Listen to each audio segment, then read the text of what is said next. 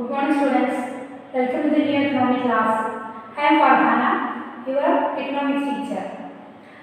നമുക്കറിയാം ഇപ്പോഴത്തെ നമ്മുടെ ഒരു സാഹചര്യം എല്ലാവരും പുതിയ ആളുകളായിരിക്കും. കൊമേഴ്സിലുള്ള ആളുകളുണ്ടാവും, ഹ്യൂമാനിറ്റീസിലുള്ള ആളുകളുണ്ടാവും. ഞാൻ നിങ്ങൾക്ക് എടുക്കുന്ന സബ്ജക്റ്റ് എക്കണോമിക്സ് ആണ്. ഇന്നത്തെ നമ്മുടെ ഒരു സാഹചര്യത്തിൽ നമുക്കറിയാം പുറത്തേക്ക് ഇറങ്ങാൻ കഴിയുന്നില്ല.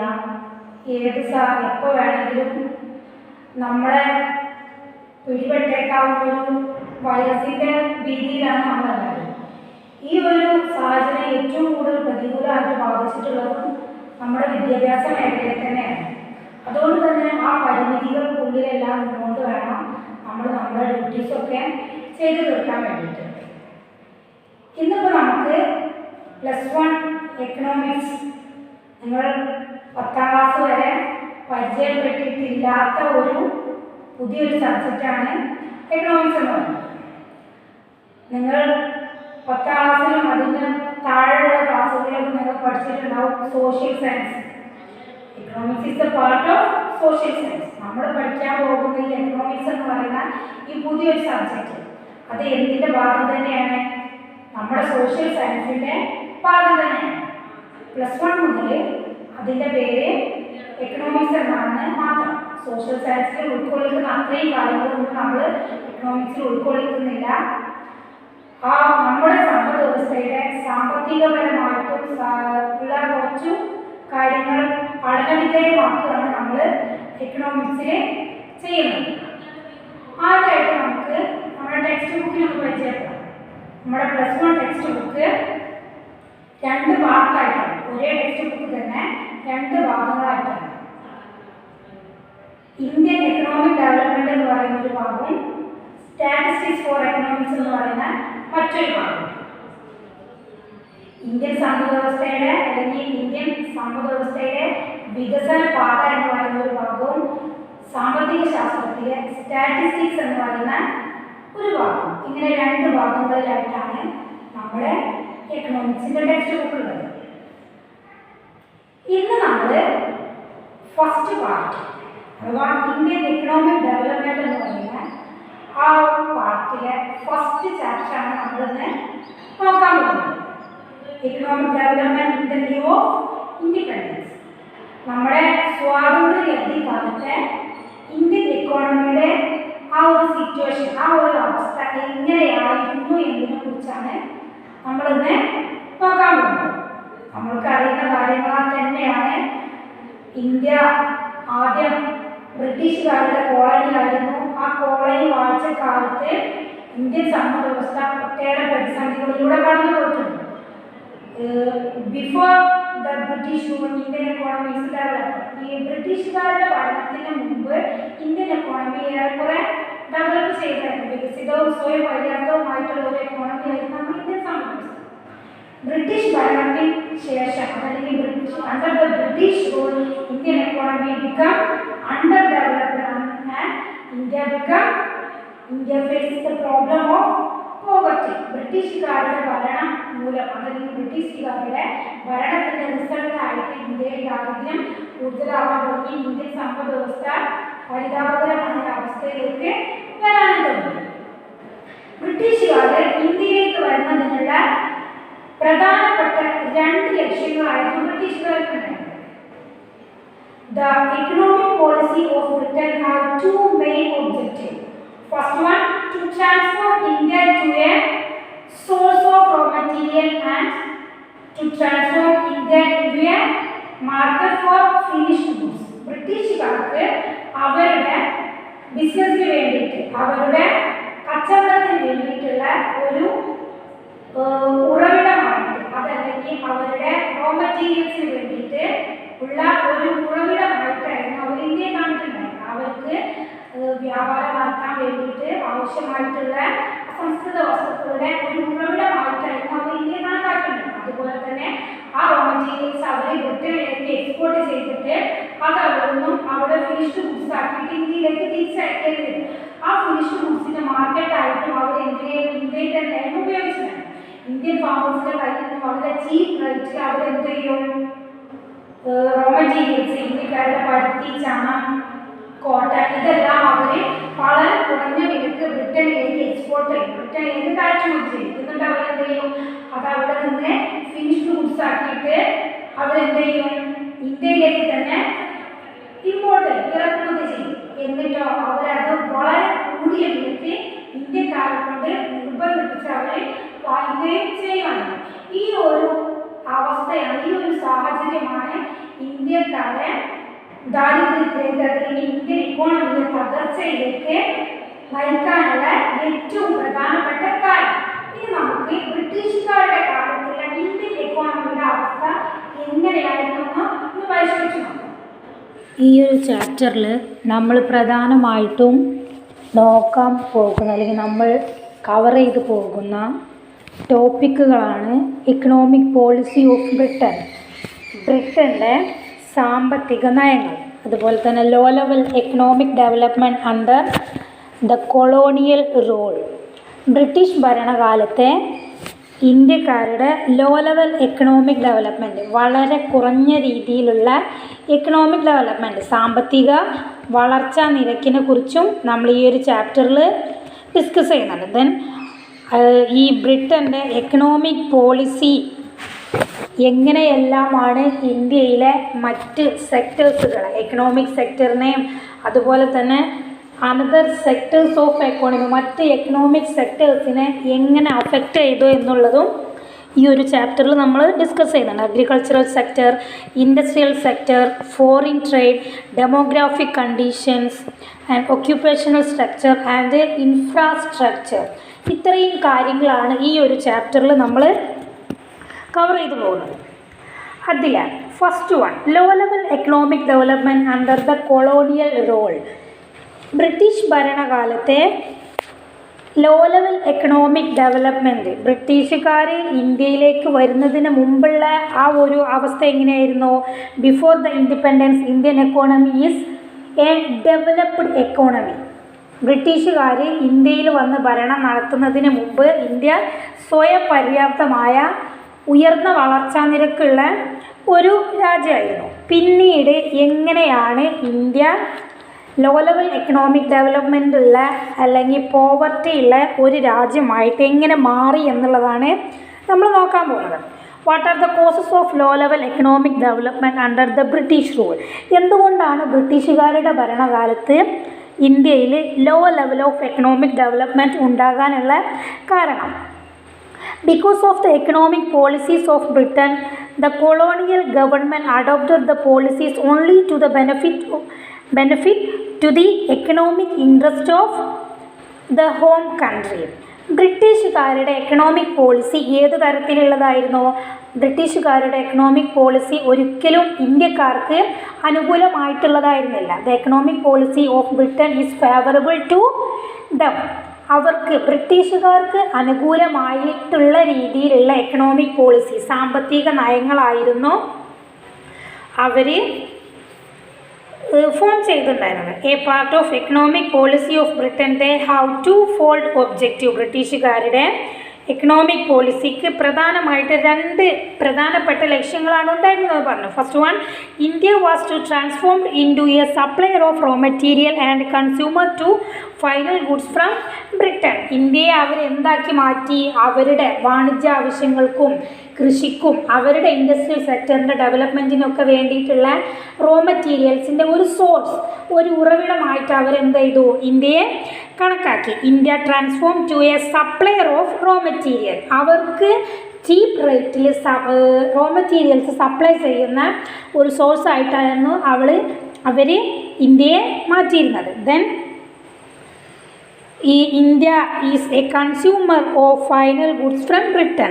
എന്നിട്ട് അവരെന്ത് ചെയ്യും? ആ റോ മെറ്റീരിയൽസ് ഉപയോഗിച്ചിട്ട് ഫൈനൽ ഗുഡ്സ് പ്രൊഡ്യൂസ് ചെയ്തിട്ട് ആ പ്രോഡക്റ്റിനുള്ള കൺസ്യൂമേഴ്സായിട്ടും അവർ ഇന്ത്യക്കാരെ തന്നെയായിരുന്നു തിരഞ്ഞെടുത്തിട്ടുണ്ടായിരുന്നത്. Because of the economic policy of Britain, many sectors of Indian economy is stagnated. ബ്രിട്ടീഷുകാരുടെ ഇത്തരത്തിലുള്ള എക്കണോമിക് പോളിസികൾ അവർ ഇന്ത്യക്കാർക്ക് പ്രതികൂലമായിട്ടുള്ള സാമ്പത്തിക നയങ്ങൾ രൂപീകരിച്ചത് കാരണം അത് ഇന്ത്യക്കാരെ മാത്രമല്ല ഇന്ത്യയുടെ എക്കണോമിക് സെക്ടറിനെ തന്നെ പ്രതികൂലമായിട്ടാണ് ബാധിച്ചത്. നമ്മുടെ ഇന്ത്യൻ എക്കോണമിക്ക് പ്രധാനമായിട്ടും 3 സെക്ടറുകളാണുള്ളത്. അത് നമുക്ക് വഴിയെ ഡീറ്റെയിൽഡായിട്ട് നമുക്ക് പഠിക്കാം. ഇപ്പോൾ നിങ്ങൾ ജസ്റ്റ് ഒന്ന് മനസ്സിലാക്കി വെച്ചാൽ മതി. ഇന്ത്യൻ എക്കോണമിക്ക് പ്രധാനമായിട്ടും 3 സെക്ടറുകളാണുള്ളത്. First one agricultural sector, second one industrial sector and third one service sector. ഇങ്ങനെ 3 മേഖലകളാണ് ഇന്ത്യൻ എക്കോണമിക്ക്, ഇന്ത്യൻ സമ്പദ് വ്യവസ്ഥയ്ക്ക് 3 മേഖലകളുള്ളത്. കാർഷിക മേഖല, വ്യവസായ മേഖല, സേവന മേഖല. ഇങ്ങനെ 3 തരത്തിലുള്ള മേഖലകളാണുള്ളത്. ബ്രിട്ടീഷുകാരുടെ ഈ കൊളോണിയൽ ഭരണം മൂലം because of the unfavorable economic policies of Britain, many sectors of Indian economy is stagnated. ബ്രിട്ടീഷുകാരുടെ പ്രതികൂലമായിട്ടുള്ള ഈ സാമ്പത്തിക നയങ്ങൾ കാരണം ഇന്ത്യയിലെ പല മേഖലകളും എന്ത് ചെയ്തു, തകർച്ചയിലേക്ക് പോകാൻ തുടങ്ങി. അതല്ലെങ്കിൽ അവയൊക്കെ സ്തംഭനാവസ്ഥയിലേക്ക് എത്തി. അതിൽ ഏറ്റവും പ്രധാനപ്പെട്ടതായിരുന്നു എന്ത്? അഗ്രികൾച്ചറൽ സെക്ടർ, കാർഷിക മേഖല. Before the independence, India economy is a agricultural economy. The economy was 90% depends on agriculture. സ്വാതന്ത്ര്യത്തിന് മുമ്പ് ഇന്ത്യൻ എക്കോണമി മുഴുവനായിട്ടും എന്ത് തന്നെയെന്ന് പറയാൻ കഴിയുമായിരുന്നു? ഒരു ഇന്ത്യൻ എക്കോണമി എന്ന് പറയുന്നത് ഒരു കാർഷിക സമ്പദ് വ്യവസ്ഥ, അതല്ലെങ്കിൽ Indian economy is A agricultural economy എന്ന് നമുക്ക് പറയാൻ കഴിയുമായിരുന്നു. കാരണം എന്താ? ഇന്ത്യൻ എക്കോണമിയിൽ 95% വരുന്ന ആളുകളും കൃഷിപ്പണിയിലായിരുന്നു അവർ കോൺസെൻട്രേറ്റ് ചെയ്തിട്ടുണ്ടായിരുന്നത്. അതല്ലെങ്കിൽ ഇന്ത്യൻ ജനസംഖ്യയുടെ 95% വരുന്ന ആളുകളും കൃഷിയുമായി റിലേറ്റ് ചെയ്തിട്ടുള്ള ജോലികളിലായിരുന്നു അവർ ഏർപ്പെട്ടിട്ടുണ്ടായിരുന്നത്. National income consist of 70% generated from agriculture. നമ്മുടെ ഇന്ത്യയുടെ നാഷണൽ ഇൻകം, ഇന്ത്യയുടെ ദേശീയ വരുമാനത്തിൻ്റെ 70% നമുക്ക് ലഭിക്കുന്നത് എവിടെ നിന്നാണ്? അഗ്രികൾച്ചറൽ സെക്ടറിൽ നിന്നാണ്. Before the arrival of Britain, agriculture was the main source of livelihood for most of people. ബ്രിട്ടീഷുകാർ ഇന്ത്യയിലേക്ക് വരുന്നതിന് മുമ്പ് ഇന്ത്യയിലെ ഒട്ടുമിക്ക ജനവിഭാഗങ്ങളുടെയും വരുമാന മാർഗം എന്ന് പറയുന്നത് എന്തായിരുന്നു? കൃഷിയായിരുന്നു. Before the arrival of British rule our country had an independent economy. Indian economy is an agricultural based economy. ബ്രിട്ടീഷുകാർ ഇന്ത്യയിലേക്ക് വരുന്നതിന് മുമ്പ് തന്നെ, അതല്ലെങ്കിൽ ബ്രിട്ടീഷുകാർ ഇന്ത്യയിലേക്ക് വരുന്നതിന് മുമ്പുള്ള ഒരു സാഹചര്യം എന്ന് പറഞ്ഞാൽ ഇന്ത്യക്കാർ മുഴുവനായിട്ടും കൃഷിയെ കേന്ദ്രീകൃതമായിട്ടായിരുന്നു ഇന്ത്യൻ സമ്പദ് വ്യവസ്ഥ നിലകൊണ്ടിരുന്നത്. നമ്മുടെ ദേശീയ വരുമാനത്തിൻ്റെ 70% നമുക്ക് ലഭിച്ചിരുന്ന വരുമാനം കൃഷിയിൽ നിന്നായിരുന്നു. അതുകൊണ്ട് തന്നെ Indian economy is an agricultural economy. Indian സമ്പദ് വ്യവസ്ഥ എന്നുള്ളത് ഒരു കാർഷിക സമ്പദ് വ്യവസ്ഥയായിട്ടായിരുന്നു അറിയപ്പെട്ടിട്ടുണ്ടായിരുന്നത്. ബ്രിട്ടീഷുകാരുടെ ആഗമനത്തോടു കൂടി ബ്രിട്ടീഷുകാർ ഇന്ത്യയിൽ കച്ചവടം തുടങ്ങിയതിന് ശേഷം അവരെന്ത് ചെയ്തു? ബ്രിട്ടീഷുകാർ ഇന്ത്യയിലേക്ക് വന്നതോടു കൂടിയിട്ട് അവർ ഇന്ത്യൻ ഫാമേഴ്സിനോട് ഭക്ഷ്യവിളകൾക്ക് പകരം നാണ്യവിളകൾ കൃഷി ചെയ്യാൻ പറഞ്ഞു. കാരണം ബ്രിട്ടീഷുകാർക്ക് അവരുടെ ഇൻഡസ്ട്രിയൽ സെക്ടർ ഡെവലപ്പ് ചെയ്യണമെന്നുണ്ടെങ്കിൽ അതിനുള്ള റോ മെറ്റീരിയൽസ് അവർക്ക് ഇന്ത്യയിൽ നിന്നും ചീപ്പ് റേറ്റിൽ കിട്ടണം. അപ്പോൾ അതിന് വേണ്ടിയിട്ടുള്ള കോട്ടൺ, ജൂട്ട്, ഇത്തരത്തിലുള്ള പരുത്തി, ചണം, നീലം, ഇത്തരത്തിലുള്ള നാണ്യവിളകൾ അവർ ഇന്ത്യക്കാരെ കൊണ്ട് കൃഷി ചെയ്യിപ്പിച്ചു. എന്നിട്ടോ അതിൻ്റെ വിളവെല്ലാം ബ്രിട്ടീഷുകാർ ഇന്ത്യക്കാരുടെ കയ്യിൽ നിന്നും വളരെ ചീപ്പ് റേറ്റിൽ അവർ വാങ്ങിക്കുകയും ചെയ്തു. പിന്നീട് മറ്റെന്തെല്ലാം കാരണങ്ങളാണ് ഇന്ത്യൻ കാർഷിക വ്യവസ്ഥയെ തകർച്ചയിലേക്ക് നയിച്ചത്? What are the causes of agricultural stagnation? ഇന്ത്യയിലെ അഗ്രികൾച്ചറൽ സെക്ടറിൻ്റെ സ്തംഭനാവസ്ഥയ്ക്ക്, ഇന്ത്യൻ കാർഷിക മേഖലയുടെ തകർച്ചയിലേക്ക് നയിച്ച മറ്റ് സാഹചര്യങ്ങൾ എന്തെല്ലാമായിരുന്നു? ഒന്നാമതായിട്ട് നമുക്ക് പറയാൻ പറ്റുന്നത് economic policies of Britain, unfavorable economic policies of Britain. Then second one, adverse effect of exploited land settlement policies. നമുക്കറിയാം ഇന്ത്യയിൽ പല തരത്തിലുള്ള ഭൂനികുതി വ്യവസ്ഥകൾ നിലനിന്നിട്ടുണ്ടായിരുന്നു. അതിൽ ഏറ്റവും പ്രധാനപ്പെട്ട എന്തായിരുന്നു, ഇന്ത്യയിൽ പ്രധാനമായിട്ട് നിലനിന്നിരുന്ന 3 ലാൻഡ് സെറ്റിൽമെൻറ്റ് ഭൂനികുതി വ്യവസ്ഥകളായിരുന്നു എന്ന്. ഫസ്റ്റ് വൺ പെർമനൻറ്റ് സെറ്റിൽമെൻറ്റ് അഥവാ ജമീന്ദാരി സമ്പ്രദായം, റയത്ത്വാരി ആൻഡ് മഹൽവാരി. ഈ 3 ലാൻഡ് സെറ്റിൽമെൻറ്റ് പോളിസീസ് ആയിരുന്നു ഇന്ത്യയിൽ നിലനിന്നിട്ടുണ്ടായിരുന്നത്. അതിൽ ഏറ്റവും പ്രധാനപ്പെട്ടത് അതല്ലെങ്കിൽ ഇന്ത്യൻ ഫാമേഴ്സിനെ ഏറ്റവും കൂടുതൽ എക്സ്പ്ലോയിറ്റ് ചെയ്തിട്ടുണ്ടായിരുന്ന ഒരു ലാൻഡ് സെറ്റിൽമെൻറ്റ് പോളിസിയാണെന്ത്, ജമീന്ദാരി സമ്പ്രദായം. ജമീന്ദാർമാർ കർഷകരുടെ കയ്യിൽ നിന്നും നേരിട്ട് നികുതി പിരിക്കുന്ന ആ ഒരു സമ്പ്രദായം ഇന്ത്യൻ കർഷകരെ വളരെയേറെ എക്സ്പ്ലോയിറ്റ് ചെയ്തിട്ടുണ്ടായിരുന്നു. മൂന്നാമതായിട്ട് നമുക്ക് പറയാൻ കഴിയും scarcity of agricultural resources and raw material. Indian കർഷകർക്ക് അവർക്ക് കൃഷി ചെയ്യുന്നതിനാവശ്യമായിട്ടുള്ള റോ മെറ്റീരിയൽസിൻ്റെ അഭാവം, അതല്ലെങ്കിൽ അവർക്ക് കൃഷി ചെയ്യാൻ ആവശ്യമായിട്ടുള്ള അസംസ്കൃത വസ്തുക്കളൊന്നും അവർക്ക് ലഭ്യമായിരുന്നില്ല. Then lack of irrigation facilities, fertilisers and technology. അതുപോലെ തന്നെ ജലസേചനത്തിൻ്റെ അഭാവം, അവർക്ക് കൃഷിക്ക് ആവശ്യമായിട്ടുള്ള ജലസേചന സൗകര്യങ്ങൾ കുറവായിരുന്നു. അതുപോലെ തന്നെ lack of irrigation, then lack of fertilisers. Indian കർഷകർ അവരുടെ വിളകൾക്ക് വളരെ കുറഞ്ഞ അളവിൽ മാത്രമാണ് വളങ്ങൾ ചേർത്തിട്ടുണ്ടായിരുന്നത്. അതും ഇന്ത്യൻ അഗ്രികൾച്ചറിൻ്റെ സ്റ്റാഗ്നേഷന് കാരണമായി. കാരണം കൂടുതൽ വളം ചേർത്താൽ നമുക്ക് കൂടുതൽ വിളവ് കിട്ടും, പക്ഷേ ഇന്ത്യൻ ഫാമേഴ്സ് വളരെ കുറഞ്ഞ അളവിൽ മാത്രമാണ് അവരുടെ വിളവുകൾക്ക് വളം ചേർത്തിട്ടുണ്ടായിരുന്നത്. ദെൻ ലാക്ക് ഓഫ് ടെക്നോളജി, അതുപോലെ തന്നെ കൃഷിയിൽ ഉപയോഗിക്കുന്ന അതല്ലെങ്കിൽ ടു ഇൻക്രീസ് ദ പ്രൊഡക്ഷൻ വർദ്ധിപ്പിക്കാൻ വേണ്ടിയിട്ട് നടത്തുന്ന പുതിയ രീതിയിലുള്ള ടെക്നിക്സുകൾ, അതിൽ പുതിയ രീതിയിലുള്ള സാങ്കേതിക വിദ്യകളെക്കുറിച്ചൊന്നും ഇന്ത്യൻ കർഷകർക്ക് അത്ര അറിവുണ്ടായിരുന്നില്ല. ദെൻ ഇൻഡസ്ട്രിയലൈസേഷൻ ഓഫ് അഗ്രികൾച്ചർ, അതുപോലെ തന്നെ കൃഷിയിലെ വാണിജ്യവൽക്കരണവും ഇന്ത്യൻ അഗ്രികൾച്ചറിൻ്റെ അതല്ലെങ്കിൽ ഇന്ത്യൻ കാർഷിക വ്യവസ്ഥയുടെ തകർച്ചയ്ക്ക് കാരണമായിട്ടുണ്ട്. അതുപോലെ തന്നെ 1947 ഇന്ത്യ വിഭജനം, പാർട്ടീഷൻ ഓഫ് ഇന്ത്യ വിഭജനവും അഗ്രികൾച്ചറൽ സ്റ്റാഗ്നേഷന് കാരണമായിട്ടുണ്ട്.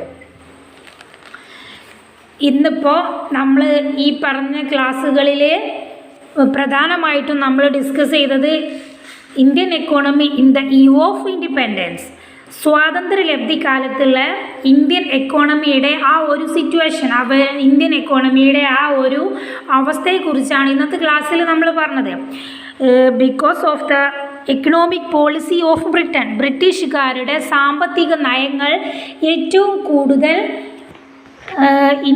ഇന്ത്യൻ എക്കോണമിയെ ഏറ്റവും കൂടുതൽ പ്രതികൂലമായി ബാധിച്ചത് അഗ്രികൾച്ചറൽ സെക്ടറിനെയും അതുപോലെ തന്നെ ഇൻഡസ്ട്രിയൽ സെക്ടറിനെയുമാണ്. അതിൽ അഗ്രികൾച്ചറൽ സെക്ടറിനെ കുറിച്ചാണ് നമ്മൾ ഇന്ന് ഡിസ്കസ് ചെയ്തത്.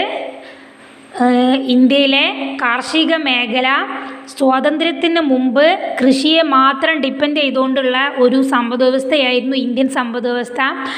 ഇന്ത്യയിലെ 90% വരുന്ന ആളുകൾ, ജനസംഖ്യയുടെ 90% വരുന്ന ആളുകൾ കൃഷിയെ ആശ്രയിച്ചായിരുന്നു ജീവിച്ചിട്ടുണ്ടായിരുന്നത്. അതുപോലെ തന്നെ നമ്മുടെ ദേശീയ വരുമാനത്തിൻ്റെ 70% നമുക്ക് വരുമാനം ലഭിച്ചിരുന്നത് കൃഷിയിൽ നിന്നായിരുന്നു. പിന്നെ എങ്ങനെയാണ് ഈ അഗ്രികൾച്ചറൽ സ്റ്റാഗ്നേഷൻ സംഭവിച്ചത്, കൃഷിയുടെ സ്തംഭനാവസ്ഥ, കാർഷിക മേഖല എങ്ങനെയാണ് തകർന്നു പോയത് എന്നതിനെ കുറിച്ചുള്ള കാരണങ്ങളാണ് നമ്മൾ പറഞ്ഞുകൊണ്ടിരുന്നത്. ഫസ്റ്റ് കോഴ്സായിട്ട് നമ്മൾ പറഞ്ഞു because of the unfavourable policy of Britain, then adverse effect of exploited land settlement policy, ബ്രിട്ടീഷുകാരുടെ ചൂഷണാത്മകമായ ലാൻഡ് സെറ്റിൽമെൻറ്റ് പോളിസി, ഭൂനികുതി വ്യവസ്ഥകൾ, അതുപോലെ തന്നെ scarcity of agricultural resources, then lack of irrigation, technology and fertilisers, then industrialisation of agriculture, കൃഷിയുടെ വാണിജ്യവൽക്കരണം. ഇത്രയും കാര്യങ്ങളാണ് ഇന്നത്തെ ക്ലാസ്സിൽ പ്രധാനമായിട്ടും നമ്മൾ പറഞ്ഞിട്ടുള്ളത്. ഇന്നത്തെ ക്ലാസ്സിൽ നമ്മൾ ഡിസ്കസ് ചെയ്ത കാര്യങ്ങളെല്ലാം എല്ലാവർക്കും മനസ്സിലായിട്ടുണ്ടാകുമെന്ന് കരുതുന്നു. മറ്റൊരു ക്ലാസ്സിൽ നമുക്ക് മറ്റൊരു ടോപ്പിക്കുമായിട്ട് വീണ്ടും കാണാം. Okay, thank you.